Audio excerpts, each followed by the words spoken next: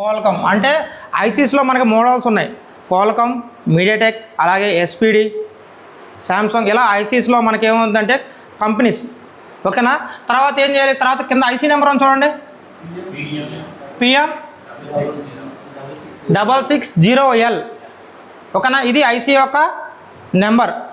అలాగే కింద చూడండి 004, ఇది కూడా మ్యాచ్ అవ్వాలి. 001 ఉంటుంది, 002 ఉంటుంది, 003 ఉంటుంది, 004 ఉంటుంది.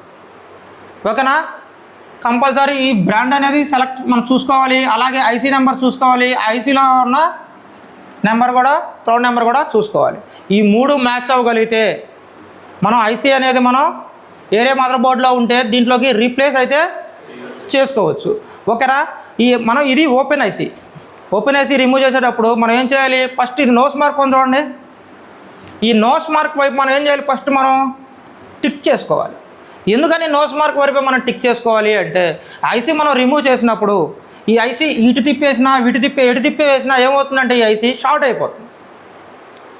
ఓకేనా. మనం ఏదైతే మన నోస్ మార్క్ ఉందో ఈ నోస్ మార్క్ వైపు టిక్ పెట్టినాం అనుకోండి, మనం రీబాల్జెస్ చేసి వేయడానికైతే మనకి ఈజీ ఉంటుంది. అందుకనే మనం ఏం చేయాలి, ఐసీ మనం రిమూవ్ చేసేటప్పుడు ముందు నోస్ మార్క్ వరకు మనం టిక్ చేసుకోవాలి, ఇది కంపల్సరీ.